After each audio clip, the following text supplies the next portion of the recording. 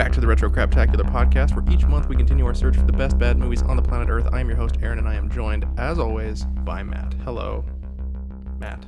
Happy Easter. Happy Easter, my friend. How are you? Yeah, not too bad. Not too bad. Good. It's definitely a unique Easter this year. What with the whole don't go outside, don't see your family. Yep. I went and picked up some turkey dinner from my mom. She had it all boxed up and ready to go for me. So I just finished eating that. Yeah, it was good. It was good, but definitely, yeah, strange to not be getting together with the fam this year. What did you do anything to commemorate the day? Just a four-way video chat with my family. Oh, nice. Or five-way. There was 5 different video streams going on. All the sibs? All the sibs. And my mom, who and is your mom. with some of my sibs, yeah. Well, that's fun. And of course, my nephew Soren, who just kept trying to slam his face into the camera. Oh, I can't imagine being a parent these days. No, right? No.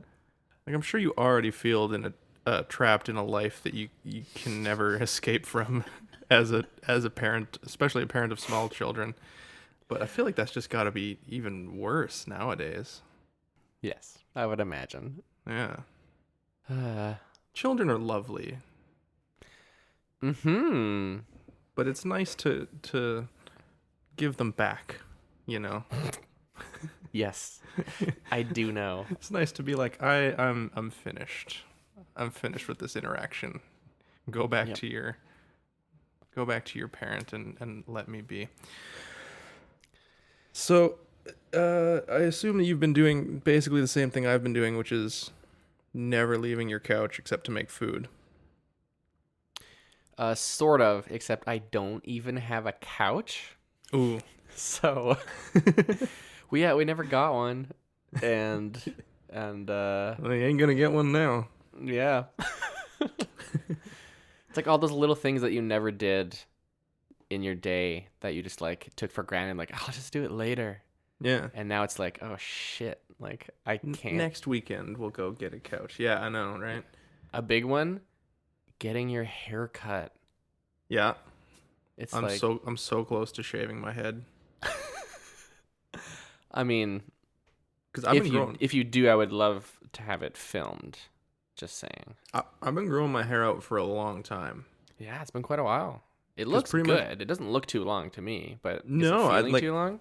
It touches my neck. Like if I take off my headphones, you can get like the full experience. It's quite. Oh, listener, if only you could see this now. Oh, it's so hot. Hey.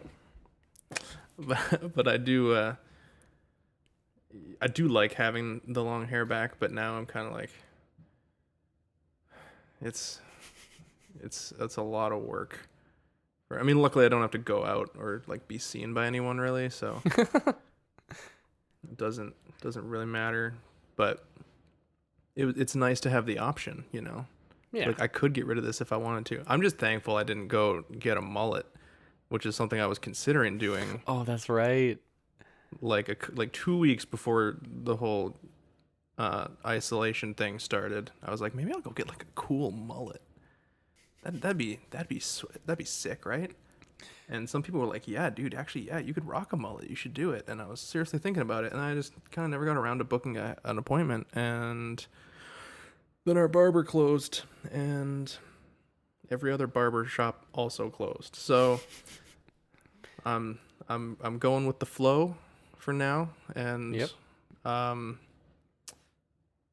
don't know. I don't think I'm at the point where I'm gonna go full Britney yet, but maybe one day. Time will tell. I'm kind of hoping this doesn't continue on much past May. Hard to tell at this point, hey? It is hard to tell. I mean, we're in Canada, so we're in decent shape. I mean, Ontario, I think, has been hit the worst. Yeah, it's not great over here. Ontario and Quebec are kind of the two biggest population centers in the country. So, but BC's looking all right.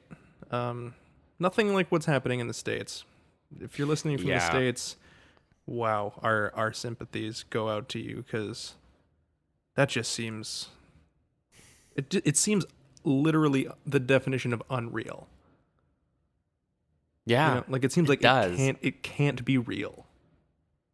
It's hard to actually digest as fact. Like the fact that New York has more cases of this virus than any other country outside of the United States is just bizarre. Yeah, that's terrifying. Yeah. But anyways, enough of the doom and gloom. What Happy Easter! Happy Easter! Oh. And to all of our non-Christian listeners, happy day off from work tomorrow, I guess. Or if you had it on Friday like I did, hope you enjoyed it. It's a long weekend for most people, right? Yeah. I mean, unless you got laid off, in which case it's just one big long weekend. Hey man, this weekend has been a month long. Has it been a month yet? Hopefully, just about, yeah. I think I started. Yeah, I started like early March, working from home. Mm-hmm. So yeah, it's good. I actually enjoy working from home. I find I'm more productive. Oh, me too. Easily. Even though I still probably goof off more, I think I actually get more shit done. Yeah, me too. I find in a home work environment, I'm much more self-aware. Mm-hmm. And so like I take way more breaks. Because I'm like, oh, I'm stiff. I need to like get up and stretch. Like, oh, I'm kind of hungry. I'll just go eat something. But then the time that I'm actually here working, I'm like in a much better condition than if I was just like at a desk for several hours trying to get something done. Well, for sure. I mean, like there's something to be said for being able to kind of go at your own pace and not have someone like standing over your shoulder, making sure you're not costing the company money all the time, right? Like it's, I think, and it works for some professions and others it doesn't. Like obviously, if you work, in the service industry, you have to be at a place at a certain time, for that duration, and there's stuff that you have to do during that. But like for me, I just have a set list of things that all have dates that they need to be done by, and as long as I get them done by those dates, like theoretically, no one should bother me. It doesn't always mean people don't bother me about them, but theoretically no one should bother me. I think Best Buy did a study in their corporate offices where they basically just said like, look, you have this amount of stuff you have to get done by 5:00 on Friday. If you need to go to a doctor's appointment, you need to like pick your kids up from school, take them to their soccer game. You just don't want to come in the morning, fucking whatever. Do whatever you want to do. As long as everything on this list gets done by this time on Friday, we don't care. Wow. And they found out that people actually were way more productive when they didn't have someone standing at the door with a stopwatch being like, you're fucking 2 minutes late. We're going to write you up because you didn't show up exactly at, 8:30, and we're going to stand over you and make sure you're fucking working every second that you're here. And if you take too long of a yawn, we're going to, write you up and dock your pay. Like, wow. Yeah, they found out that adults are actually capable of just like executing tasks without having someone standing behind them literally cracking a whip the whole time. Literally cracking a whip? Literally what was cracking Best Buy like before the day? It was a horrible place to work, but now it's great. Where there's a whip, there's a way. Am I right? Oh, you are correct. I actually went and rewatched The Hobbit after our last You did podcast. Yeah. It was excellent. It's so good. Yeah. I was gonna ask if you had watched any quarantine movies since the last we spoke. Yeah. Yeah, I did that, and I didn't, but I got a message from someone saying that they watched Roadhouse Oh based yeah. on our recommendation, so that's good. I can't remember your name, but thanks. More But like yeah, you're welcome. yeah. Well, thanks for listening, and Oh, also okay. you're welcome because they said they had an amazing time watching it. Yes, it's incredible. But yeah, I've been watching a ton of stuff. I got Yeah. I got a list.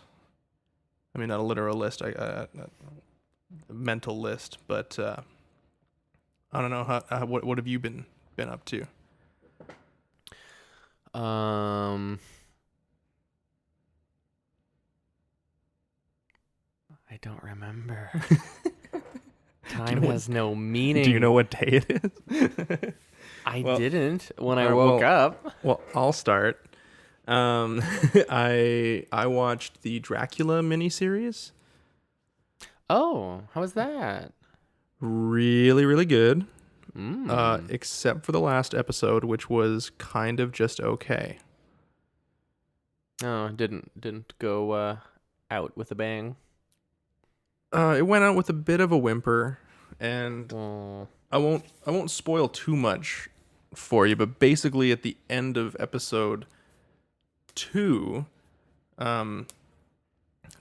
spoilers for the BBC Dracula that came out last year. Dracula ends up in a coffin at the bottom of the ocean, gets pulled out, and it's like 120 years later, and he's in the modern day.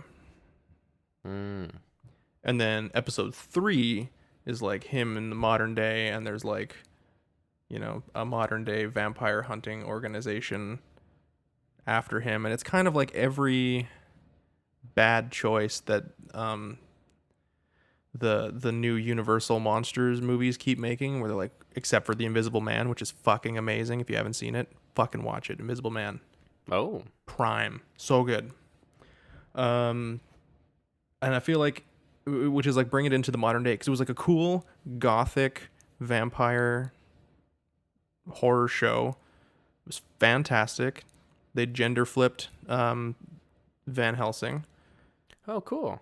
She's a nun, Agatha Van Helsing. Mm.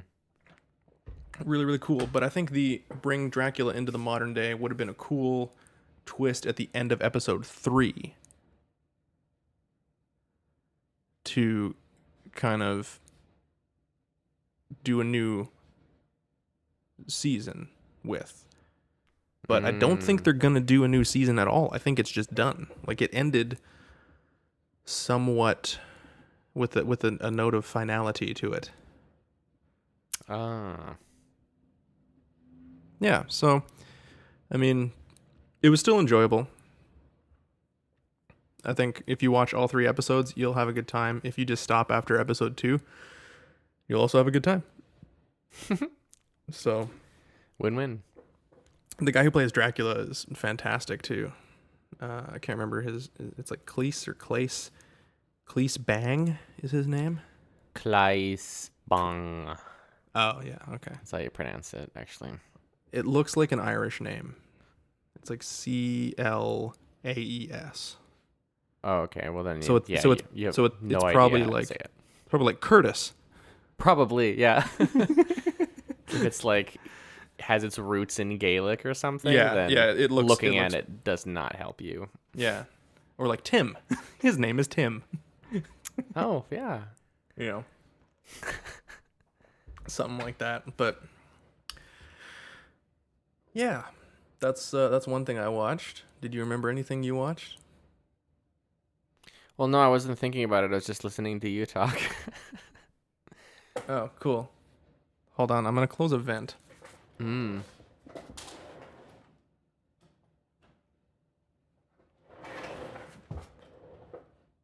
Yeah, it's better. I could hear some rattling. Booyah. Booyakasha. I watched a thing that I think you've talked about on this podcast before. Oh. But I've never Pokemon? watched it. It is Pokemon. No. Power Rangers. Shut up. What do I talk about? This was a while ago because it's taken me a long time to watch it. But I watched The Haunting of Hill House. Oh yeah, I have talked about that before. Hmm. How did you like that? Oh my God, it was so good. Isn't it? Yeah, I was talked into watching it because I remember when the trailers came out. I watched the trailers. I'm like, I don't want to watch another fucking haunted house show. Like, I get it. Like, the kids are gonna see a creepy ghost and they're gonna get scared, and their parents aren't gonna believe them, and then the doors are gonna close, and they're gonna see someone in the mirror standing behind them, and this is gonna go on for 10 episodes. Are you fucking kidding me? I'm not watching this. But the trailers completely omitted the whole like 20, 30 years later thing.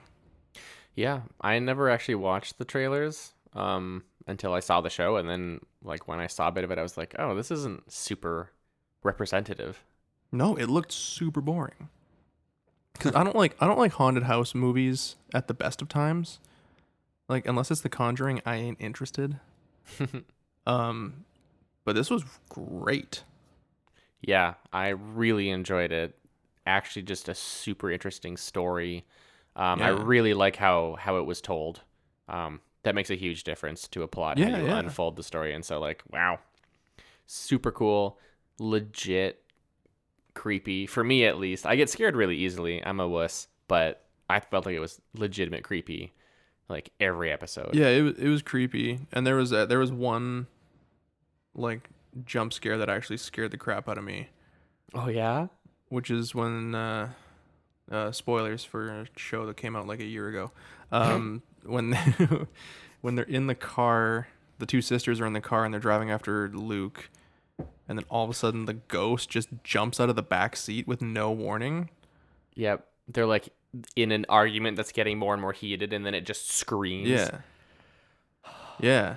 Well, because like most jump scares, like you see them coming a mile away. It's like there's a little bit of creepy music.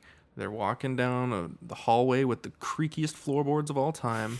They're like, what's going on? Something behind the door, and they open the door, and then the cat's like, meow, and they're like, oh, thank God. And then they turn around, and there's a ghost there that's like, ah, and yells at them, and it's super loud, so you jump. Mm-hmm. But this was like there was no, but like you could almost go like, okay, cat, sigh of relief, and scare. Like like you could Yeah. set your watch to it. Like you could time it out. And this was just like they're having an argument, they're yelling at each other, and all of a sudden now there is also a ghost yelling at them. Yeah. That's the Which was legit jump scare when it comes out yeah. of nowhere. I love it. So yeah, that scared the ever living shit out of me. So good. It was really good. I started watching Jay and Silent Bob Reboot on Amazon Prime. Oh yeah? I think I made it about 15 minutes in before Ooh. before I turned it off. Oh no. Yeah. Yeah. Not good, huh? It's not. It's really not. I Oh. I don't like that Kevin Smith feels the need to like go back to the well. Like I know he's writing a Mallrats sequel now too, Oh and he's yeah. and he's going to do Clerks 3, and I'm like, "You know what? Like you don't need to be rehashing your old shit."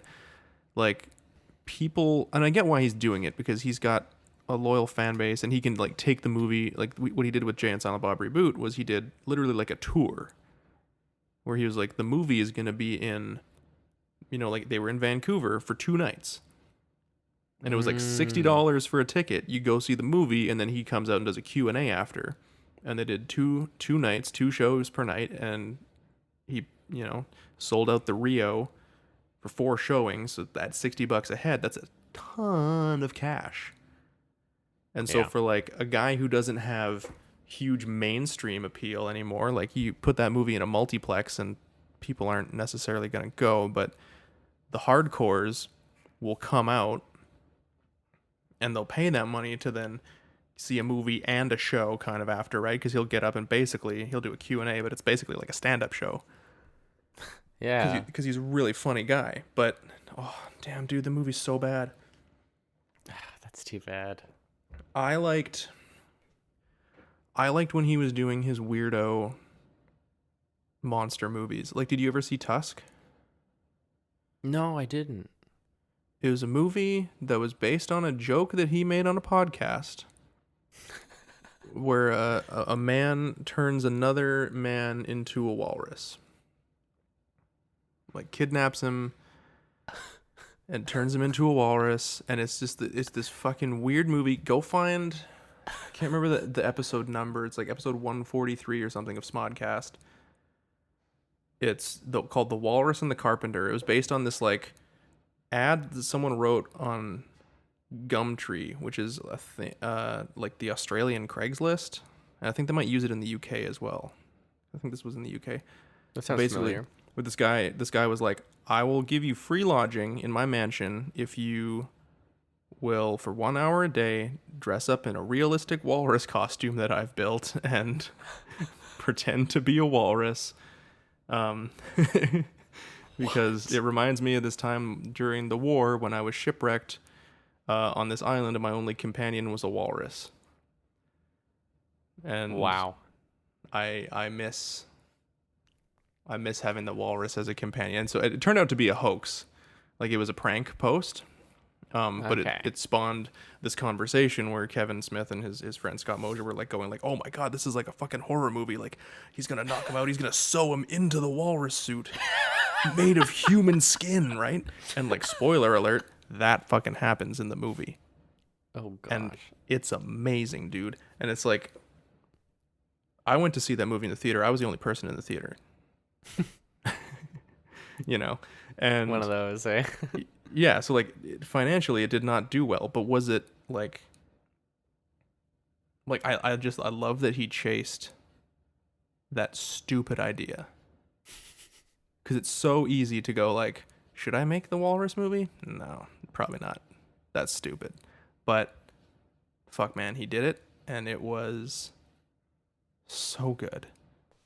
Wow. I just love that it exists, you know? And so he was supposed to do a movie called Moose Jaws, which is just going to be Jaws with a moose, a killer moose set at a summer camp in Saskatchewan. Yeah, so I was just about to ask. Yeah, because he was going to do a trilogy of Canadian horror movies. He did Tusk, which took place in Winnipeg, and then he did Yoga Hosers, which was a movie that was like a spin-off of Tusk, which starred these two, his daughter and Johnny Depp's daughter, doing... they were the convenience store clerks in Tusk, and then they did this other movie where there was a crazy Nazi scientist living under the streets of Winnipeg, creating 1 foot tall Nazi soldiers out of bratwurst called Bratzies. What the frick? It's a real dumb movie. I did not enjoy that one as much, but again, I love that it exists. All right.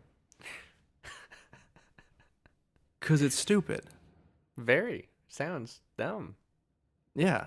But Jay and Silent Bob Reboot, to bring it back around to what we were talking about, Oh, yeah. I forgot what we were talking about. is all. I can't believe I did like 10 minutes on Tusk. Fucking check that out, man. It's great. Jay and Silent Bob Reboot is just, it's a dead gimmick. Like, even when they did Jay and Silent Bob Strike Back, it was kind of a dead gimmick, you know? Yeah. And it really feels like beating a dead horse at this point. I might try to finish it, but I don't know. I don't know if I can. Womp. What about you? You got anything? I've been like racking my brain. I feel like I watched a movie, and as I was watching it, I was like this is a movie that Aaron will have wanted me to watch or something. And Was it the movie that we're supposed to watch for the podcast? Oh fuck no. No, it was obviously not that. No. But Did you watch any of the quarantine movies? I don't think so. All right. But I also didn't write down your list, so. Oh. Well, I mean, there's an easy way you could have gotten it. How? Text me. or listen to the podcast. That's what I thought you were going to say. Listen to the podcast. Yeah. Hey. The texting you is even easier. It's even easier. You don't have to listen to like an hour and a half of us talking about, because like half of it is your list. Yes. Yeah. approximately. Do you have Amazon Prime, by the way? I have a family member who has Amazon Prime. I have access to it somehow. To the video? Yeah. Cool. Okay, because there's a show that just came out, and I've been watching it, and it's weird. And I want you to watch it and tell me what you think. So, have you heard of Tales from the Loop? No. Okay, so Tales from the Loop was like, it started as a series of paintings by this Swedish painter whose name I'm gonna forget right now. It's probably Anders something. And then it was turned into a role-playing game by Free League Publishing. Oh. Which I purchased at Christmas, and because it's coming from Sweden, and also now there's COVID, I have not received it yet. Oh, of course. But I have the PDF, so I do kind of have it. But Simon Stelenhag is That's the guy's a fun name. He's the artist.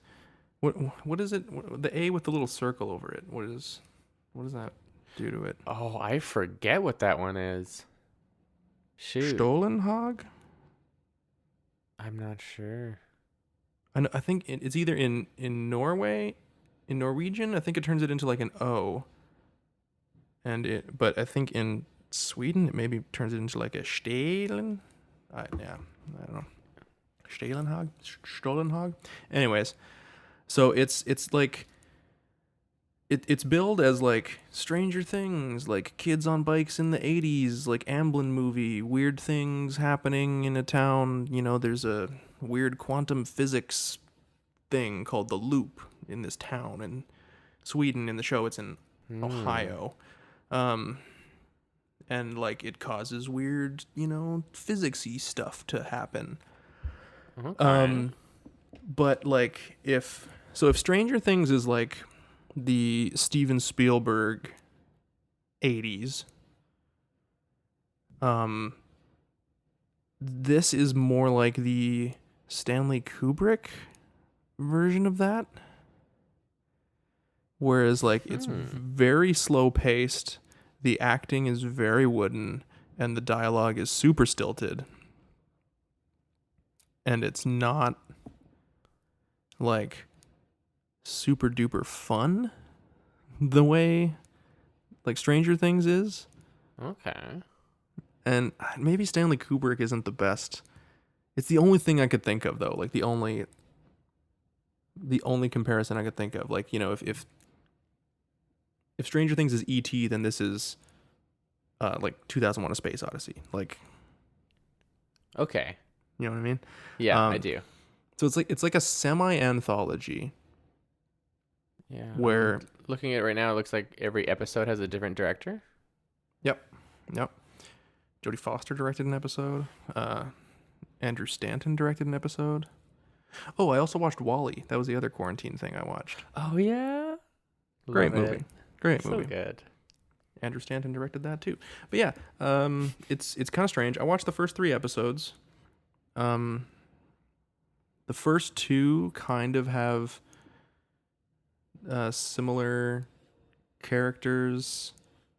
Where like the first one is kind of about these 2 little kids and the mom character, and then the second episode kind of focuses on the older brother a little bit more.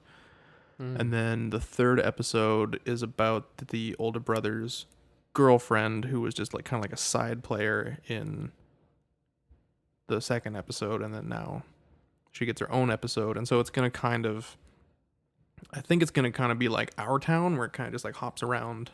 I think that was kind of the comparison that one of the producers made. So I don't know. Like I said, I watched episode 3. I'll probably keep going. Like it's not difficult to watch, but it's weird. I'd love to get your thoughts on it if you ever get around to watching it. Yeah, sounds interesting. How's the music? I see that a bunch of the episodes were composed by Philip Glass, and I enjoy his work. Could not tell you how the Okay. music is. Don't remember it at all. Well, Sometimes that's a good thing, and sometimes that's a bad thing. Yeah, I mean, I know it wasn't like, Stranger Things did the like super like synthy techno 80s kind of like Yeah, analog synth score. This is a yeah, more traditional score. yeah. Philip Um, Glass is more that style. I mean, for Stranger Things, they straight up like approached an electronic duo that specializes in retro yeah, sounds. Like yeah, I don't think they had scored much before Stranger Things. They just like put out albums and did shows and stuff. right, yeah. But they freaking crushed it. Stranger Things is good. This is, yeah, I don't know. I don't think it's bad. It's just it's weird. But they did kind of build it or bill it as, at least with the role playing game, they build it as like, do you like Amblin movies and Stranger Things and E.T. and kids on bikes running around in the 80s having adventures and there's sci-fi? And I'm like, yes, take my money. um, and the show is not that. Like it's not like fun, Oh. I think it's trying to be more cerebral. Well, I have Which made it is note and of it. isn't. I'll have to take a look. Yeah, give it a chance. The first episode is not the best. I think my favorite so far has been the third one. So maybe it just gets better and better. Like maybe it's gonna open up as the show goes on, and it's gonna get more and more, um, you know, A slow burn. storylines might intersect a bit more. Characters might cross over. That's what I'm hoping for. Because, like I said, it's kind of like a semi anthology right now, which is it can be good. Like I don't mind a straight up anthology, but this is a little, yeah, I don't know. Time will tell. Yeah, I'm probably gonna keep watching it after we're done this because, like I said, I got nothing else to do. So Yeah, legit. yeah, cool. Well, on that note, should we get back at it with our why we're here? Yeah, here we go. Cool. So on this show, we usually watch bad movies and then we talk about them for like the last half of the episode. And we took a break from doing that this last month, and now we're back at it this month, continuing our retrospective on the distant future, the year 2000. And this was somewhat of a serendipitous pick because I totally forgot that this movie was about a virus. Yeah, that was in interesting. particular, like a very killer strain of influenza. But so it was surprisingly topical. Yeah. I think I had just picked it because there was supposed to be a Bond movie coming out in April, and I was like, oh, well, let's just watch Mission Impossible 2. Identity confirmed. Good morning, Mr. Hunt. Sorry I barged in on your vacation.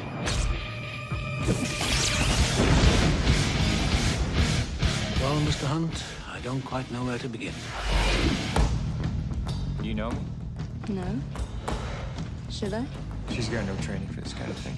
But to go to bed with a man who lied to him, she's a woman. She's got all the training she needs.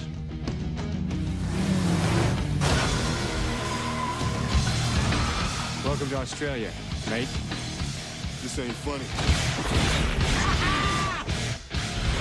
The mother of all nightmares is on the loose. I don't think I can do it. I mean, it'll be difficult. Very. Well, this is not mission difficult, Mr. Hunt. It's mission impossible.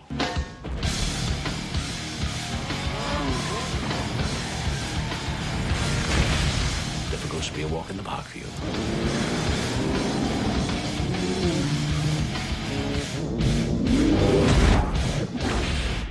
You gotta be kidding. Not terrible? Ultimately, no. No. I remember it being, like, I remember watching it as, I think I probably saw it in middle school, maybe? Cool. Like grade 8. But I remember it being like the movie that killed the Mission Impossible franchise. Kind Yeah. of. I mean, But like, why? I mean, kind of, but also like not really, because like, what year did? I mean, maybe like I don't know what I'm trying to say. Hold on. I was gonna pull up a list of when the Mission Impossible movies came out because I want to track the years in between them. So like the first one, I want to say was 1995, 1996. So 4 years later, they make 2, and then 6 years after that, Mission Impossible 3 comes out.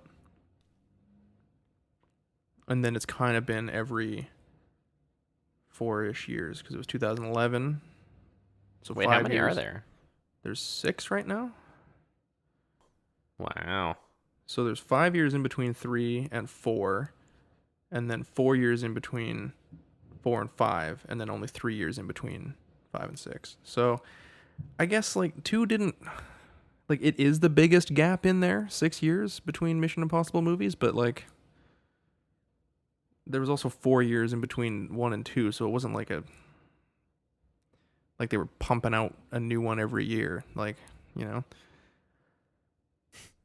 But anyways, yeah, Mission Impossible 2 was directed by John Woo, and it shows. It's Who's John Woo again? I'm having trouble remembering. very, very famous Hong Kong action movie director. Let's look up his filmography here. He directed like Hard Boiled and The Killer, which are like 2 like Chow Yun Fat action movies. Oh yeah. He directed a bunch of stuff. Whoa, he's been active since 1968. Really? Well, way to go. How old is he? Oh, he's 73. Okay, I didn't realize he was that old. But yeah, the first one I think that kind of got him recognition in the States and in North America was The Killer. That's definitely kind of like the classic John Woo kind of action movie. Bullet in the Head, Hard Boiled, Hard Target. Those were kind of, and then Broken Arrow, the John Travolta, Christian Slater action vehicle. And he also did Face Off, which is maybe his most infamous kind of, you know, Nicolas Cage and John Travolta switch faces, and so you get John Travolta acting like Nicolas Cage and Nicolas Cage word. acting like John Travolta. It's absolute insanity. Actually, we should watch that for the show. I was just about to say we should definitely watch that. But kind of one of his, like, the John Woo like trope. Like if lens flares are J.J. Abrams' thing, then doves flying through the scene in slow motion are like the lens flare of John Woo. Oh my gosh. Yeah, that's kind of. I definitely made a note about that. Yeah. So that's kind of his big thing. But yeah, this is very weird. It's a huge departure from 1. Like, how familiar are you are you with the Mission Impossible movies? I'm just gonna make it impossible for myself to edit that out. Sounds good. Just gotta go with it. Yeah, I'm really looking forward to listening to you do that again later in the future. Not familiar. Not very familiar at all. I thought that I had seen 2. I didn't remember any of it at all. And you've seen the number first one, though. I know that I've seen number 1. All I can remember is like the first part. Like, it starts with him, with Ethan Hunt on a mission, right? And then like all of his team gets murdered. Yeah. That's the only thing I remember from the first movie. It scarred me as a child. The elevator? Dude, the elevator bit. I was just gonna say. No. So scarring. Well, and it's funny because like they hired like Emilio Estevez, who was like a big name at the time, to play that part, and they paid him a lot of money to do it, and they whack him, and then like the first 20 minutes of the movie, and so like that would have been probably pretty shocking. It would have been the equivalent of like, I don't know if he was as big as Robert Downey Jr., but like, you know, sure, it would have been like having Robert Downey Jr. show up in your movie, and then he's dead in the first, 20 minutes of the movie, and you're like, what the fuck? What was that movie?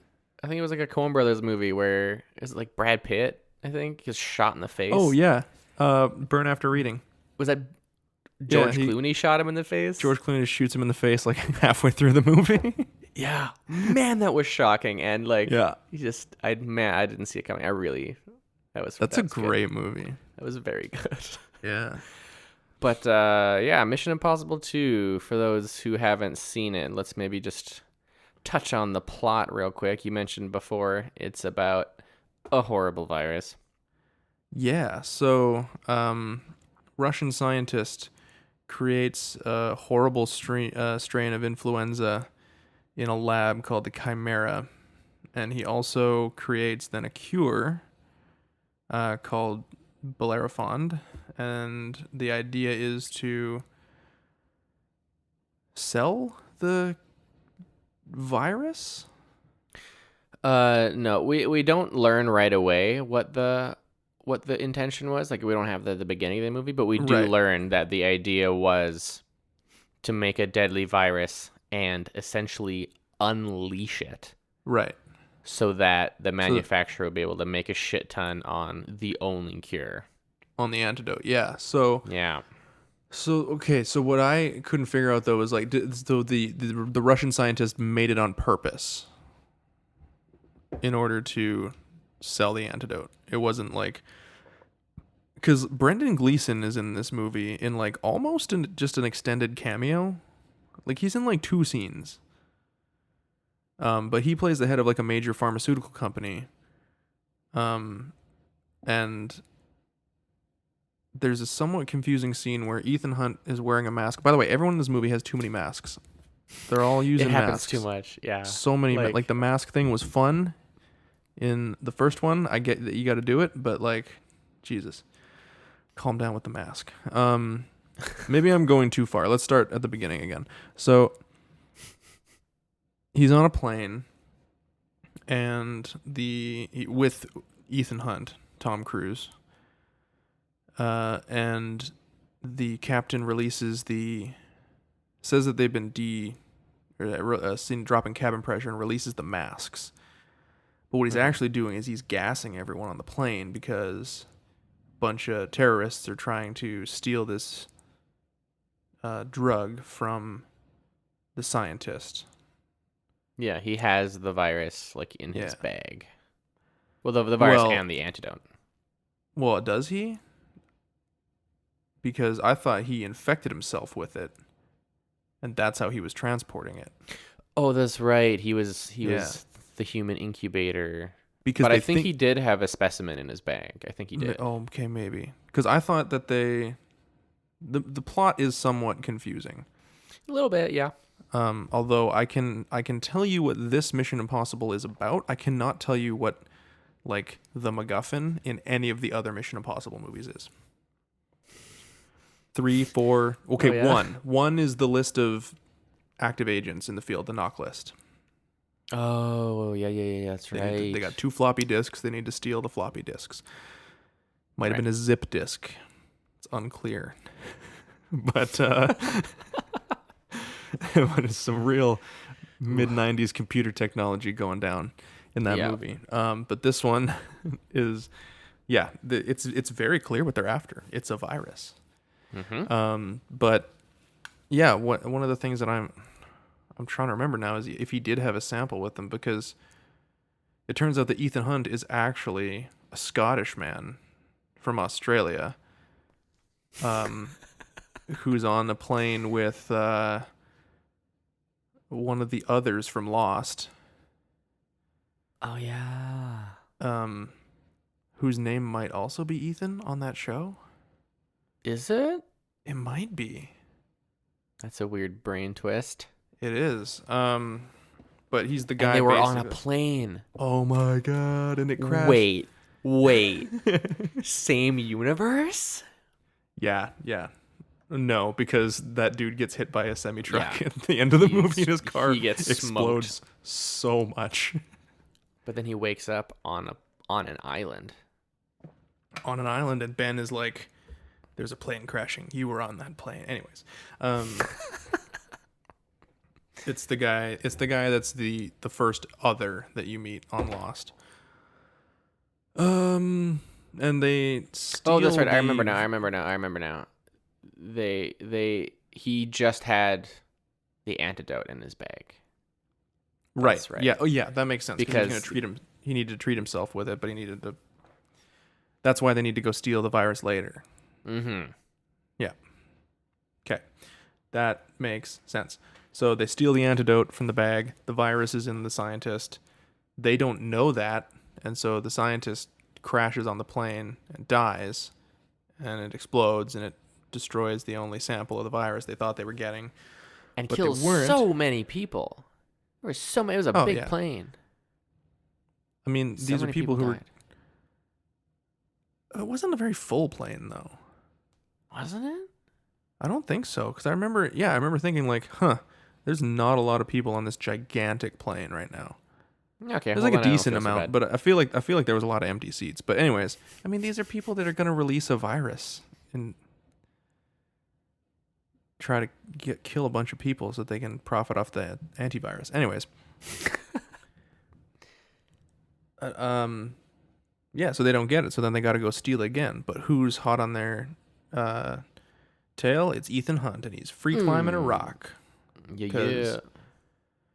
Because he's Tom Cruise and he's got to do all his own stunts. And it looks like he's actually free soloing. Like, I assume that he's on some kind of set? Because that looks like... no, he's probably on a free soloing mountain. is super freaking dangerous. Very dangerous. But I mean, this is also a guy that learned not only how to fly a helicopter for the last Mission Impossible movie, but also learned how to do like aerobatic helicopter flying so that he could fly a helicopter and do like flips and shit and fly it through a canyon in New Zealand, and did like a real halo jump. Like there's a Right. scene in the new Mission Impossible movie where he runs and jumps out of a huge plane and the camera kind of drops out of the plane. Well, there's a cameraman running backwards with a huge camera on his head, falling backwards out of a plane, and Tom Cruise jumps and stops like right in front of his face, and they're actually jumping out of a plane. So like, if Tom Cruise is actually free soloing, it wouldn't be the craziest thing I've ever heard. Fair, yeah. Like Fair. he bought an insurance company to insure himself for his movies because no other insurance company would insure him. So he's like, I'll buy my own and I'll Wow. insure me. Yeah. Wait, what? That's how much How of a does that liability the work? dude is. I don't know. He just He is owns like, a company that he's like- will give him money if he hurts himself. no, it'll reimburse the studio. Oh, I see. So when you make a movie, you get production insurance so that if something Hmm. happens, you're not out hundreds of millions of dollars, right? Usually nothing happens, but sometimes you get like a Lost in La Mancha situation where your entire location gets flooded and your lead actor has a slipped disc and can't ride a horse and also could barely speak English in the first place. So like, why'd you hire him? But whatever. Man, I have no idea what you're talking about. This sounds like a nightmare. Terry Gilliam tried to make a Don Quixote movie in the 90s, and it was a disaster. And he eventually made it like 3 years ago with Adam Driver. Oh. But it was going to be Johnny Depp and some Spanish actor, but the guy could not speak English. He was trying to learn English, but then also like he had a slip disc at one point, couldn't ride a horse, and basically the investors decided there's a force majeure contract clause in the contract, and we're going to go with that and take the money. We're going to pull our money out of the movie, and the movie never got made. There's a very interesting documentary about it called Lost in La Mancha about watching this movie just fall apart. Shoot. Poor Yeah. Terry. Whatever, he made it. I don't really like Terry Gilliam's movies. To be honest with you, I know everyone does. fair. Like everyone seems to think he's really cool. I fucking hate Brazil, dude. Or not Brazil. What's the Brad Pitt? 12 Monkeys. Didn't like it. I don't know that one. Yeah. Anyways, I know he was in talks originally to direct The Force Awakens, and I'm like, oh, the last thing I want is a Terry Oh. Gilliam Star Wars movie. I mean, would it have been as much of a disaster as the last one we got? Maybe not, but it would have been a more interesting disaster, maybe. I'm done talking about that movie. Honestly, Are you though? I want to be. Like Because I'm not the one who brings it up, bud. No, I know. I can't help it. I'm honestly trying so hard because I go on Twitter and I see people yelling at each other back and forth, like either Last Jedi was great, and then right underneath it, you suck, you idiot, you're the worst. Thank God JJ fixed it with Rise of Skywalker, and then someone else jumps in. Yeah. Rise of Skywalker was the biggest piece of crap ever. Blah blah blah. And I'm like, I don't want to contribute to this discourse in either way. Yeah. You know, I'm just kind of. Kind of seems pointless, doesn't it? I'm just kind of done with it.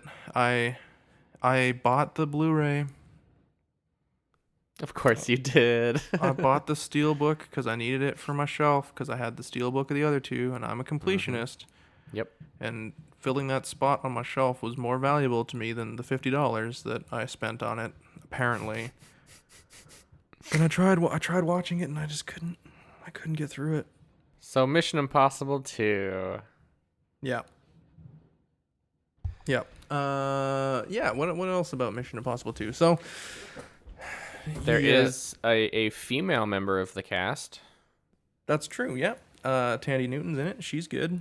She's cool. She plays a thief that used to date the Scottish Australian. Mm-hmm. We should say this whole movie takes place in Sydney, and there's like one Australian guy. Yeah. In the whole movie, and he's on Ethan Hunt's team.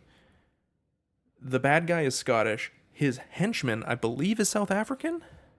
Sounds like it, yeah. Sounded pretty South African to me. There's one Aussie guy in the whole movie. It's very weird. But you know, you see the Opera House and the Sydney Harbour Bridge and all that shit, so you're definitely there. Yep. And what happens? What happens in the movie? Okay, so she used to date, what's the guy's name? Axel? Alex? Sean. It's Sean. I knew it was a bro name. Oh, okay. I was like, Axel, Alex. I see the train of thought there. Is it like it's like Sean? What? Sean? Is it like Sean Axel or Sean? Sean's what's his last name? Rose? No, I don't know. Donald. No, I can't remember. Anyways, so Sean has he wants to steal the virus, and so but also Ethan Hunt wants to kind of get in and find out his plan, so he hires his ex-girlfriend to go back to him and kind of be a mole in the system and find out his plan, what he's gonna do with the Chimera once he steals it, and who's he gonna sell it to and for how much and all that kind of stuff. So that's going on, right? And there's like a good chunk of the movie at the beginning where Tom Cruise is not really in it that much. Yeah, that's true. Yeah, it's kind of until the actual heist happens, which is probably like an hour into the movie. That's kind of when Tom Cruise shows up. But there's one ridiculous scene where they infect the head of the pharmaceutical company, played by Brendan Gleeson, with the no, they had to have had the Chimera because they infect Brendan Gleeson with it, right? Yeah, let me in through the train doors of your thought train here. I don't know where the fuck you're talking about. Okay, you remember when the guy gets in the limo and he sees his obituary on the front page, and then the driver turns on the AC and starts gassing him. And then he's in the hospital bed in like the plastic tent or whatever. Mm-hmm. Yeah. Did he have the chimera? No. They gave him like a fake virus. They just knocked him out. They just knocked him out. So there's that scene with the head of the pharmaceutical, and there's the doctor who died at the beginning talking to him, and it's actually Ethan Hunt wearing a mask. At the same time, there's a scene going on with Ethan Hunt talking to the thief lady, but that's not Ethan Hunt. That's the bad guy. Yeah, Naya. Yeah. That's the bad guy wearing a mask, pretending to be Ethan Hunt, because he was suspicious of Naya, and her cover is blown. And so watching those scenes kind of congruently was not fun. Like you said, it was too much masks. Yeah, like you get, like, you know, you're pretty sure that this scene, you know, whoever is the doctor is a guy wearing a mask, because the doctor, as you said, died at the beginning. But then Ethan Hunt is there talking to Naya, and you're like, okay, well, if it's not Ethan Hunt, then this must be the bad guys, I guess, right? Yeah, so we assume they actually did give him Chimera. Yeah. Oh, okay, that's what was going on. Yeah, but then when it turns out to be Ethan, he didn't have Chimera. They just knocked him out and like coerced the information out of him. Right. Yeah. He thought he had Chimera. Because he wanted to get the info about Bellerophon, that they were planning to sell the cure. Mm-hmm. They were going to release the virus so that they could profit off the cure. Right. Okay, that makes more sense. Because what I did write down was, does everyone just have masks? Forgetting that the guy at the beginning had an Ethan Hunt mask on. It was the same guy. Yeah. I just forgot because everyone in this movie looks exactly the fucking same. And then, and I love when they say the name. There's a thing in movies that I love, and that's when they say the name of the movie out loud in the movie. Yeah. Sometimes it's done real well, like, "Welcome to Jurassic Park," you know. Yes. Then sometimes it's done like they do it in this movie, where you get like one of, if not the greatest actor of our time, Sir Anthony Hopkins. A man who won an Oscar for less than 11 minutes of acting. Okay? The fucking GOAT, Anthony Hopkins, to say, well, this isn't mission difficult, Mr. Hunt. This is mission impossible. Difficult should be a walk in the park for you. And I'm like, holy fuck. Only Anthony Hopkins could say that dialogue and make it sound awesome. Yeah. Because on paper, that's bad. But they're like, don't worry. So don't corny. Worry. Don't worry. We're bringing in the big guns. Here's the Michael Jordan of acting. Sir Anthony Hopkins to deliver some of the worst dialogue ever. This movie, by the way, I saw it in the credits and I was like, wait a minute. Robert Towne. I know that name. Why do I know that name? He wrote Chinatown. What? A movie that is considered to be it's frequently on the list of the greatest movies of all time, and amongst screenwriters, it's considered to be the greatest screenplay ever written. And he did this movie? Yeah. He also did the first Mission Impossible, which is pretty good. Yeah. But he wrote this movie. Huh. Yeah. And I was like, oh, Robert, you needed the cash, I guess. Did he try? Maybe. It's possible that it just got, like, John Woo'd, where John Woo was like, don't worry about, you know, the plot. We'll just throw Dialogue. some doves in, throw some explosions in. Everyone gets a mask. It really went off the deep end. Well, and also this movie is made extra stupid by the next movie, because in the next movie you finally get to see how they make the masks. Oh. And that is, they have a very, very complicated 3D printer hooked up to a laptop, and they have to like 3D print the mask, but then in order to get the voice strip, they have to, like, there's a part in 3 where they kidnap Philip Seymour Hoffman and they're like, read this thing, and they give him a cue card. And I guess you need like enough of a dialogue sample. Like they probably have like the most scientifically perfect set of phrases in order to get every like vowel and consonant sound pair together so you can like perfectly mimic a person's voice, right?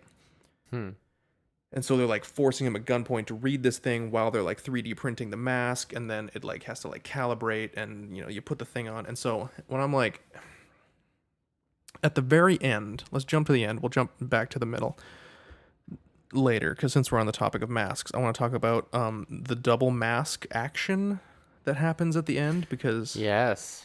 again, fucking everyone gets a mask in this movie.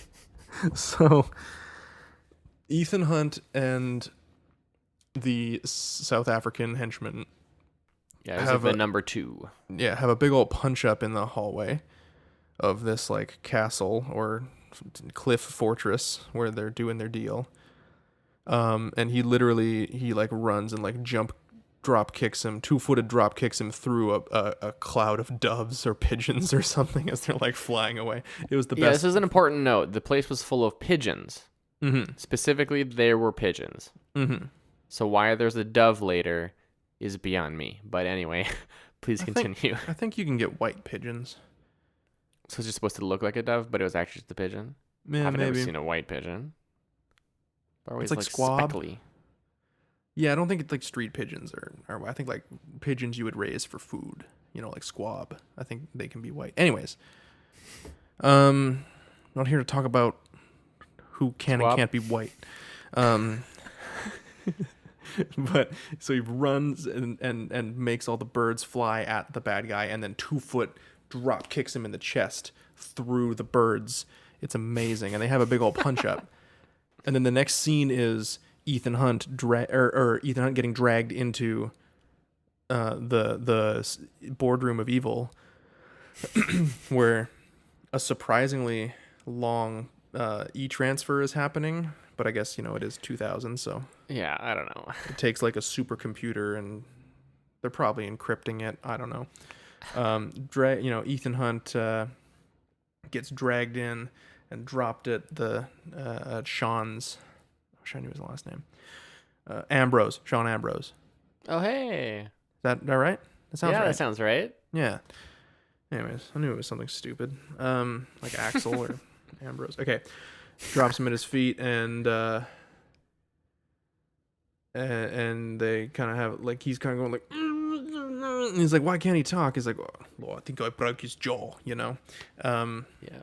And so there was like a line that Ethan Hunt had like quipped at him earlier during an earlier gunfight, like, oh, you're always like too quick to get your gun off or whatever. And so then in this scene, he's like, this is what I call getting my gun off, and he fucking just like unloads his clip into Ethan Hunt, and the dude dies. In the mayhem of all that, the South African guy has run off and has taken the antidote with him, and Sean Ambrose realizes at the last minute, and he pulls the face off of Ethan Hunt, and it's his henchman with duct tape over his mouth. And Ethan Hunt's running in slow motion. Fucking doves are everywhere. Fire and doves, and he rips the mask off, and it's Ethan Hunt, and he's got the antidote, and he's running down the corridor, and I was just like, oh my god, double mask action. But then I remembered that scene from the bathroom in Mission Impossible 3, where it took like an entire team of people, like 3 or 4 people, to like catch the guy, make him read the thing, 3D print his face. And I'm like, where did all this stuff come from? He didn't have it.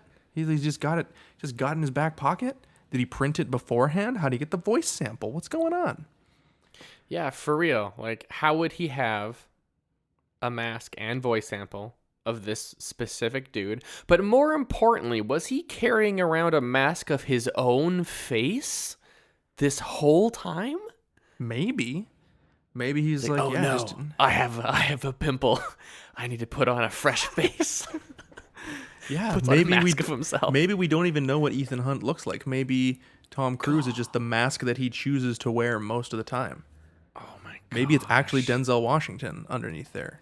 Oh man, it's actually Steve Buscemi the whole time. Oh, what an amazing twist! If they were like ever gonna do like the final Mission Impossible movie, like this is the last one, we're calling it, and then he pulls off his mask at the end, and it turns out Ethan Hunt has just been a face that he's had in his collection. Like he's got like the temple of the many-faced god, like in Game of Thrones. He just got faces on the wall, and he just like pulls off this face and puts it on, and it's Ethan Hunt, and he turns around and it's Christopher Walken. Just I the would love it. ugliest, dumbest sounding man. I would love it so much. It's been Christopher Walken the whole time. That'd be good. Or super duper double twist. It's John Voight, who's the bad guy from the first one. Anyways, now we're getting into Ooh. John Voight, who's the bad guy in the first one, but playing the main character from the TV show from the 60s. And they made the main character from the show in the 60s the bad guy in the new movie. It was great. It was super good. Anyways, Crazy town. yeah, it's like one of those cool facts where like you don't need to know it to enjoy the movie. Yeah. But once you do know it, you're like, oh, that's kind of fun. Fun fact. The only for thing that Richard happens in the Crackpot. middle is like the classic like Mission Impossible. We have to steal a thing where we have to break into the incredibly complex vault that can only be open for 40 seconds, and you have to jump out of a helicopter to get in, and you can't sweat or anything or else the alarm will go off. That was the first one. Yeah. He had to like catch his own sweat Yeah, I remember that falling scene. off That his was glasses. Yeah. was really good. It was really good. But yeah, no, this one, yeah, they have their epic heist and there's like stakes and everything. But it's weird because it, with all the like the rising action and tension of that scene, and like they have to break in. He's got to go in. He's breaking into the pharmaceutical company because he wants to destroy the virus. Because then, I mean, he doesn't need the antidote. It's then not worth anything if the virus is gone. Yeah. But then, of course, Ambrose is breaking in to stop him so that he can steal the virus. And then there's a big showdown, lots of shooting, lots of action. Lots of good. This is like some classic John Woo action. Glass sure. breaking, sparks flying off of everything. Doves Everyone's got- exploding. Surprising just kidding. restraint with the doves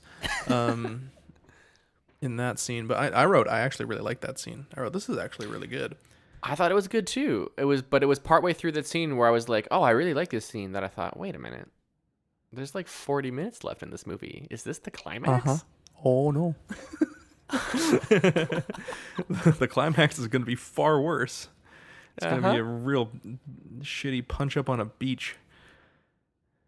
Yep. I mean, it was preceded by a pretty amazing motorcycle chase. I will give it that. The chase Tom was Cruise good. jumps off his motorcycle and like skis on his shoes down behind it, like next to his motorcycle, so that he can use his motorcycle for cover as Ambrose drives the other way and like shoots at him, and then they jump off their motorcycles in midair. They collide, and then their motorcycles also collide and explode in midair. It's incredible. It was pretty ridiculous. It's insanity. But But it hurts so much. oh yeah. They should And both then- be dead in that moment. Yeah, and then like they have a fight. They do this thing where Tom Cruise. I don't know how they did it because it looks like it's really happening, but I can't believe that it would be. Where he catches the knife and it stops like right before his eye. That was awesome. Well, that was CGI. That had to be CGI, right? Like, there's no way. There was actually a couple moments. One of the notes that I put on the movie is that it does feel dated to me in like all of the green screen work that they did was just like, ooh, that's The first That's not shot good. of the airplane that like opens the movie. Oh, it's bad. It's not as bad as the airplane crash in Air Force One. That is horrendous. But this is I like don't know that one. not a go. Yeah, just look it up when we're done. It's Sounds good. it's Even about stinkier. as good as Reboot. Ooh, booey. Yeah. So, yeah, no, some of the special effects work was not the greatest, but they make up for it with doves. So, Well, there's like that scene where like the door explodes at the Oh yeah, Yeah. it's before the henchman goes and chases Ethan Hunt. He like shoots a pipe bomb and like blows open the door, and then he walks by in slow motion and stares at Ambrose through the flames, and a dove flies by his face. A glowing dove. A glowing dove. It is glowing. It was comped in for sure. It was really fucking stupid. Like absolutely ridiculously stupid. But I think that's kind of the charm of the movie, isn't it? I think what this movie has going for it is that it's ridiculously stupid. Am I wrong? Like I don't know. I feel like it didn't play like it knew that it was stupid.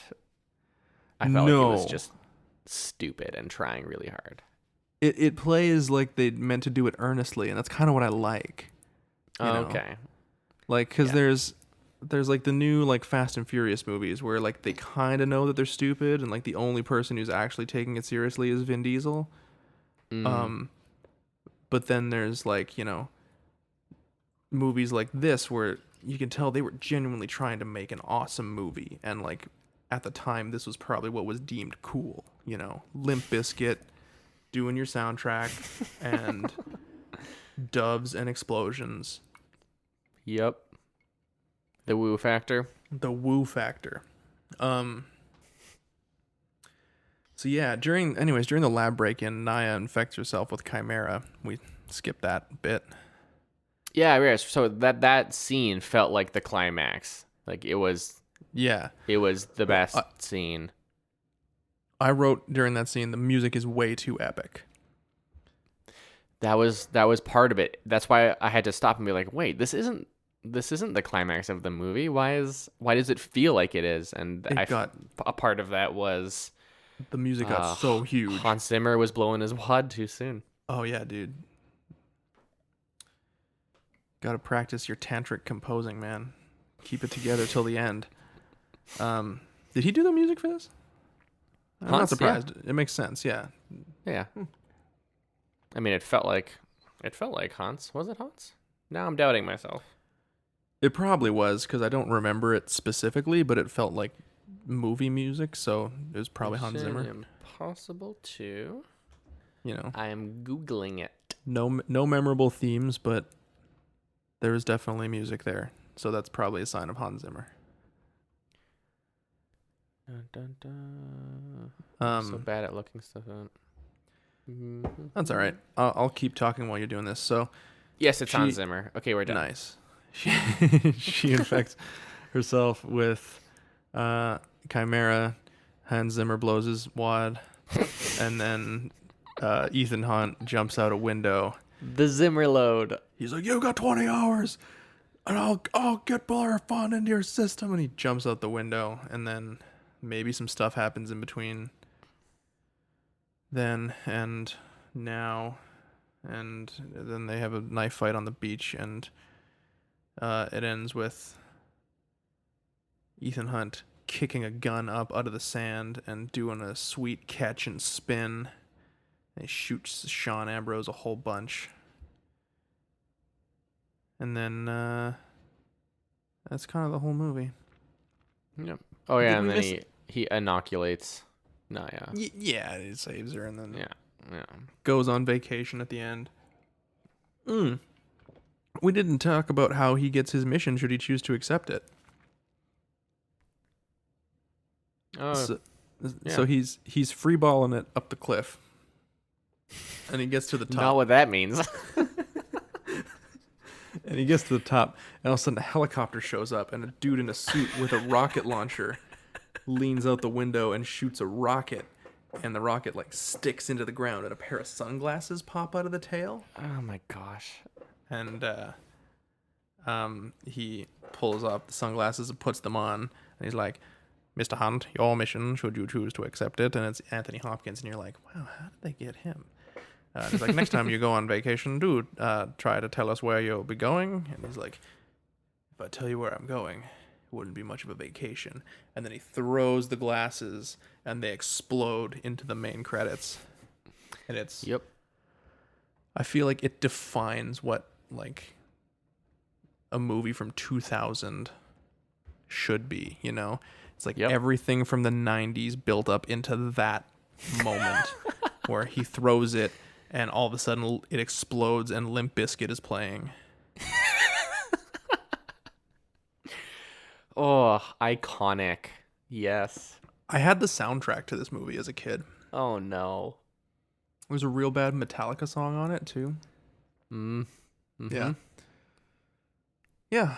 Sheesh. Anyways, I think we kind of did we miss anything incredibly stupid? I think the glasses was kind of the last thing on. I didn't have it on my list, but it's the last thing I can remember that we needed to talk about. Anthony No, I mean, Hopkins kind of never shows up again, by the way. Like in the other movies? Yeah, I don't think so. Oh, that sucks. Yeah, like in the third one, it's Morpheus, and then every movie after that, it's been Alec Baldwin, Oh. been the director of the IMF. And in the I don't know, in the first one was some white guy, I can't remember, who's apparently coming back for the seventh one now. I don't know. Whatever. Oh, we didn't talk about Ving Rhames. Ving Rhames is in it. Oh yeah, totally. No, we talked about He's him. a computer whiz, Mm-hmm. and he's Ving Rhames. I think he's the only one other than Tom Cruise that's been in every Mission Impossible movie. Oh. Except maybe 3. He might not be in 3. Oh, I can't remember now. Because in 3 they introduced Simon Pegg. And yeah, I can't remember if he's on the team in 3. I kind of want to go back and watch 3 now. Well, Maybe I sounds will. like you have to. I guess. Keep When your eyes will I? peeled for Ving Rhames. There's When no will- other way to know whether or not he's in that movie, except for you to When watch will it. I possibly find the time to watch all the Mission Impossible movies again? You'll have to really intentionally like carve out a bit of your schedule for it. I think. You just really have to think make so, time. because, as you know, I'm a very, very busy man. I does very, very important things all the time. And he was, yeah. Oh, okay, well. Yeah. Hey, now you don't have to. Ooh, that's good, because I was going to do some major schedule shifting there. Dodge the bullet. Oh, he was in Mission Impossible 4, but uncredited. Maybe he's not really in 4. He might just show up at the end or something like that. Huh. And then, yeah, he's in every one since then. Cool. I love it. I love it. So look, this was a movie. I feel like we didn't explain the plot very well, but also I have no other way of explaining it.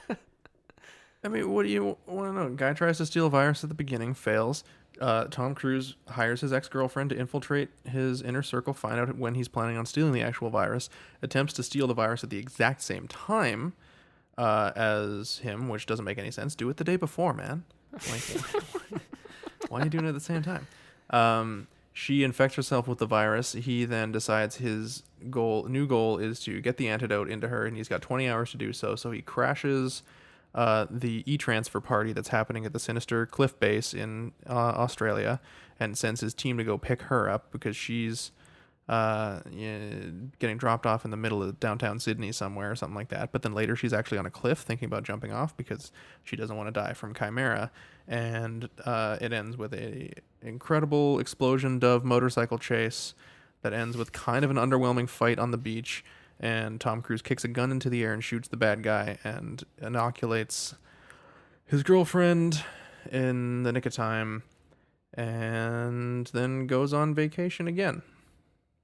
Yeah, here's an interesting fact about the recap that you just gave.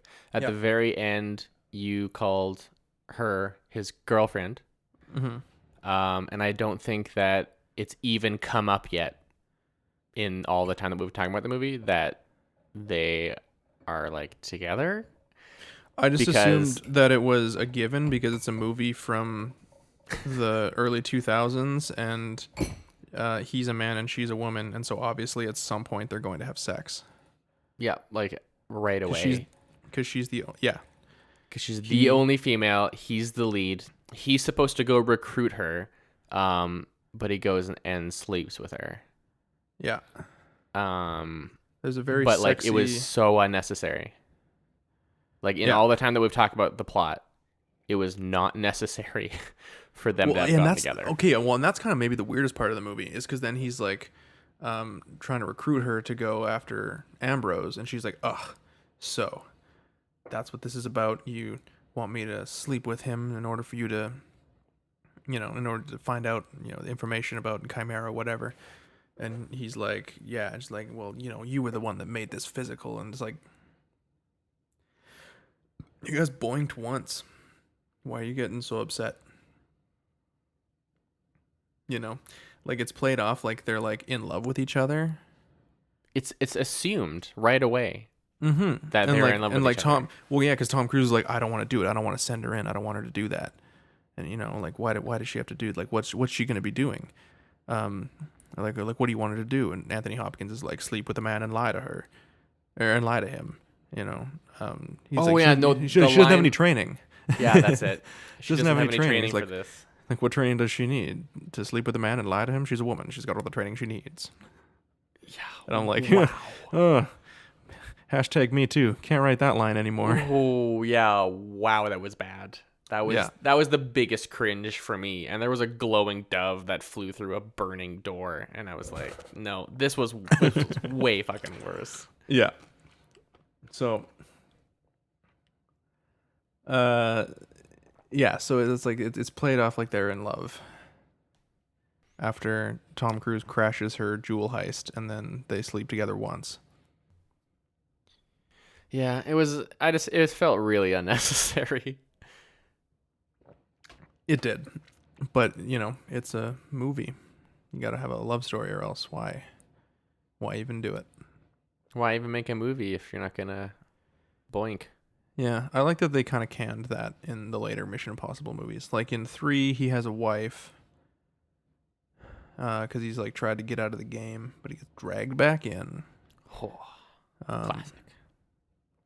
Yeah, and he's got a wife, and then I think at the end of that, he like fakes his own death in order to keep her safe or whatever. And then you see her briefly in 4, and then they meet up in 6 at the end. She's like doing like a Doctors Without Borders thing in like a village in Nepal or something like that, and the bad guy plants a nuclear bomb in that village, and so Ethan Hunt shows up to disarm the nuclear bomb, and then he runs into his wife, who's got a new boyfriend. Awkward. Yeah. And then, I mean, she's kind of figured out that he's a spy. I think she kind of sees him from like across the harbor at the end of 4, and she's kind of like, is that him? Maybe. And then he like does the whole like, a bus drives by and he's gone kind of thing. Oh, classic. It's my favorite movie superpower. The old This movie used that in an interesting way, where it wasn't a bus passing by, but it was a flamenco dancer's dress. And then when he goes to the party to find Nyla, the thief, and he's like looking at her from across the stage, which is like in the center of the room. The flamenco dancing, by the way, is super impressive. Like, it's really good. Yeah. Yeah, it's like tap dancing, but really cool, Well, yeah, because it's like sexier. But the music is just better. Not that all tap dancing is bad. It's just usually like. Well, because it was invented by Latin people, and they take everything and they're like, let's make this better by making it sexy. Is that the Spanish way?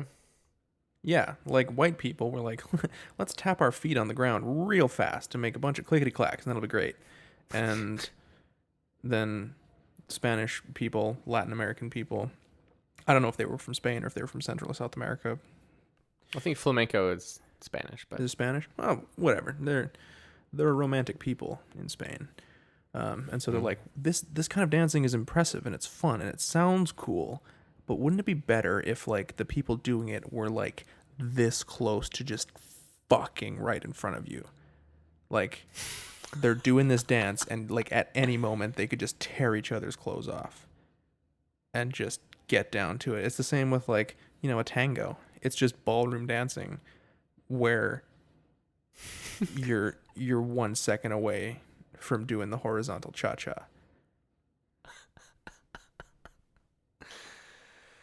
Ooh.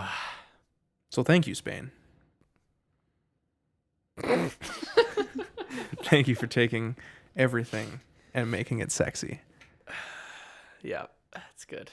But yeah, it's her like her dress flies up between Ethan Hunt and Nyla, and then Nyla's gone. Where is she? Unfortunately, it was really, really obvious that was going to happen because it was really, really obvious that Nyla was being green screened into the scene immediately before she disappears. Yeah. Because it was so bad. Not every movie can be perfect. And this one was so close, but just couldn't quite It was there. a dove's wing away. Wasn't it? Yeah. Did a dove too far or not enough dove? Mm. New rating system. For John Woo movies only. A dove too far or not enough dove? What do you give it? I mean, both kind of mean bad in a way. Yep. There's no good John Woo movie apparently. I would say not enough dove is better. Like you wanted more. Yeah. Yeah. And the dove too far is like, this is ridiculous. I'm out. I'm going to say not enough dove for me for this one. Yeah. I mean, for all the flaws that we talked about, this was not it's not a bad movie. No, I'm It's just going not. to say craptacular. It's craptacular. I am also going to say not enough dove. Yeah. It's Can you put in like a bird sound effect? Yeah, I'll put in the sound of 1,000 birds taking off. That's going to be loud. That concludes Mission Impossible 2. Back in the Habit. Next month, let's see if I have anything picked up for next month. Do we want to continue our distant future, the year 2000 kind of thing? I mean, we kind of missed it last week, but also I have scheduled Gone in 60 Seconds for May, and that movie fucking rocks. So, But here's a question: Is it worth watching a movie like that if you just like already love it? well, I was gonna watch it because I was pretty sure you haven't seen it, Is that and I don't think we've the done one where at one point they're all driving like little minis? No, that's The Italian Job. Oh, that's The Italian Job. Okay, well then, yeah, I don't know that one. It's the one where, fuck. Nicolas Cage is a car thief, and Angelina Jolie has blonde dreadlocks, and is also a car thief, and they have to steal a bunch of cars for a gangster, or else the gangster's gonna whack Nicolas Cage's brother, and so they gotta deliver all these cars in one night. And one of them is a Shelby Mustang, like 1967 Shelby Mustang, which is like Nicolas Cage's like kryptonite car. Like it's the one car he's never been able to steal. And that's like the last one that he has to steal. Anyways, it's pretty good. Because he doesn't drive stick. Oh, that would be funny actually. That's a bit that I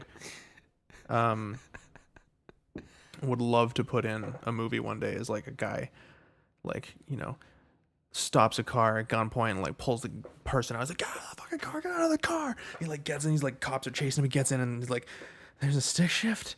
What the fuck? And he has to like get out of the car. He like puts the woman back in the car and then he gets like in the back seat and he's like, drive. I think that'd be so funny. I would love that. Yeah, that'd be good. Yeah. All right, so Gone in 60 Seconds. Maybe, unless I think of something better. I was gonna do it because again, there was supposed to be a Fast and Furious movie coming out next month, but that's been pushed to next year because everything's canceled. Right. So Well, maybe we should Yeah. just play off the maybe we should just choose one from the quarantine list. Ooh, we could. Yeah. I mean, I've seen all the ones on my list, and I've seen most of the ones on your list. I have to go back and look. You've seen all of them. We could do like viral movie. We'll think about it. I'll try and think of something. If you got any good suggestions, you can send them my way. If anyone listening has any good suggestions, I'll check the email. But yeah, it might be gone in 60 seconds. And I'll try to announce it, like a couple days before the episode comes out. So if you want to watch it, you can watch it before and then listen to the show. But yeah, I think that's kind of it for this episode. That's a wrap. Yeah, we're gonna hit it next month as per usual. Until next time, thank you so much for listening to the podcast. If you like the show, please tell a friend about it. You can subscribe to the show, leave a review. You can do that on just about any of your podcast apps. It really helps other people find the show. We're on iTunes, Spotify, or it's not even called iTunes anymore. It's Apple Podcasts. Whatever. We're on your iPhone. We're on Spotify, Stitcher, iHeartRadio, Google Play, YouTube. We are on your iPhone. Yeah. That There's just a podcast. There's just a podcast app that's already on your iPhone when you get it. So it sounded either really menacing or like we were U2. Like we were U2. I was just gonna make the U2 joke. Dang it. You beat me to it. Yeah, we are. Dude, if we could get the U2 deal, that would be sick. Oh, interesting. Just everyone gets would our hate us. Hey, we're still talking about it. That was like It's true. That was like 11 years ago. Ridiculous. Yeah, so we're on all those places. We're on all the social medias at RetroCrapPod on Twitter, Facebook, Instagram. We have a Patreon that we're going to be doing some more bonus stuff for, since we have nothing but free time at the moment. We have like bonus episodes, but also special watch-along episodes. Is that what we're calling them? Well, we were going to do like a commentary track, I think, right? Was it kind of the idea? That's a better way of phrasing it, yeah. Yeah, it was going to be like a commentary track, but then also we could just do like a Netflix party. I was just thinking that earlier today. Like we can do a Netflix party to like record at the same time while we're talking about a movie, but then also we can just put the link out. Yeah. And anyone could just come watch with us and join in the chat. Yeah. That could be fun. Maybe we'll do it. Who knows? I mean, look, I'm not committing to anything at this point. I have a lot of ideas. Not all of them come to fruition, but and you're so busy, so busy. Oh my god, my schedule. You have no fucking idea. You have no fucking idea. You have no idea. When are we ever gonna end a show well? I don't know. We have a Patreon. We're on all the socials. You can email us, retrocrappod@gmail.com.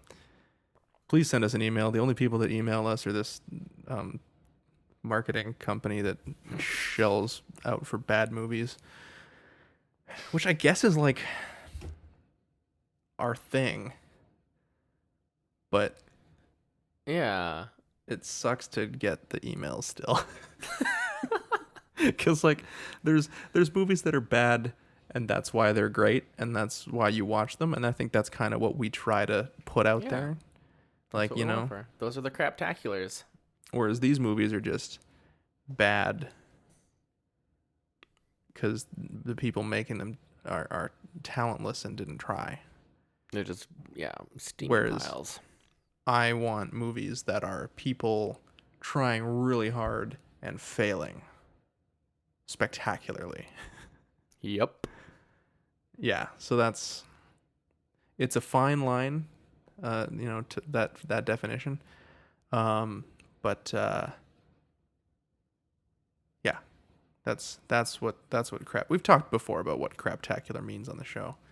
Well, yeah, it's the name of our fucking show. We've talked about it. Well, yeah. No, I know. We don't talk about it every episode, though. It's not part of the shtick. We just say we're on the search for the best bad movies on the Should planet it be? Should we let people know? Maybe. Yeah.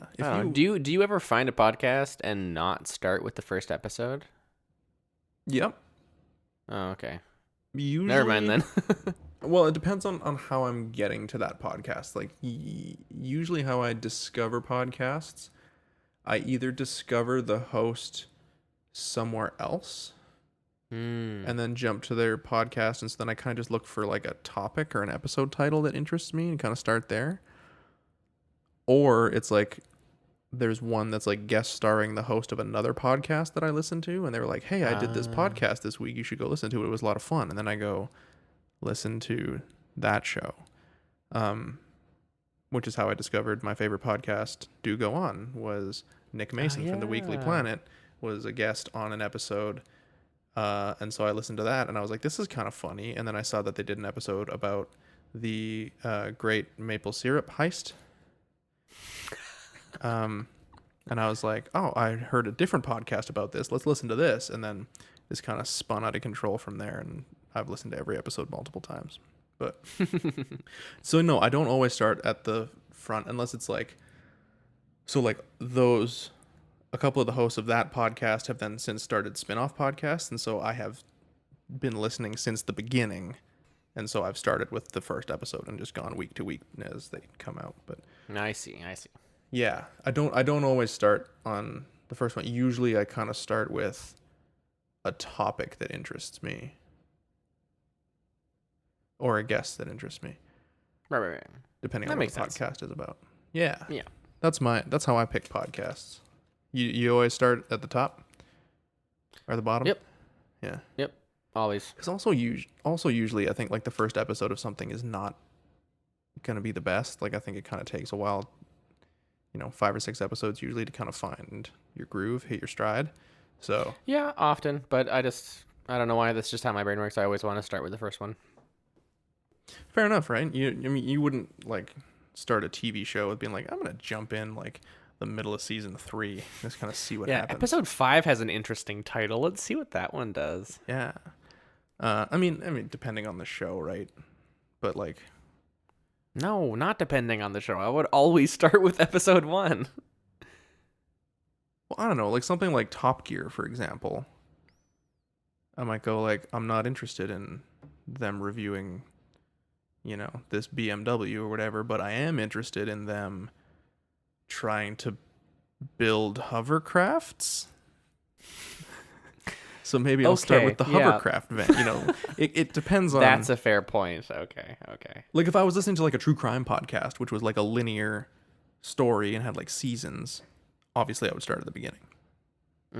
It kind of depends on what the show is. But if it's like just episodic, then sometimes find a topic. But yeah, no, most of the time on a show, yeah, I would start at the beginning. So anyways, we were ending the show and then we did that. Is that what we were doing? We were almost done. We were almost free. What if I just stopped recording right now? What would you do? I would end the show without you. Well, I guess that's fair. I could just say a bunch of bad stuff about you behind your back, and you couldn't No, defend I would yourself. stop recording. I would still hear what you're doing. Yeah, that's true. Oh, I guess I still need you to send me the file too. Anyways, stay safe, stay socially distant, But Like not we- emotionally distant. No, do what we do. Podcast once a month. That's all the social interaction I need. Thanks. Woo! Yeah. Cool. Well, thank you so much for listening. If you made it this far, You should get a prize. slow clap for you, my friend. And we will see you next month with another hopefully craptacular movie. Or Gone in 60 Seconds. I don't know what I'd give Gone in 60 Seconds. We'll find out, won't we? Anyways, that's the show. Yes, we Keep watching will. crap.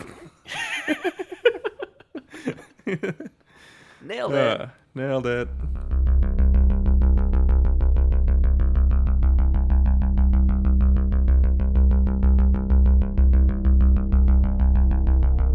This message will destruct in 5 seconds.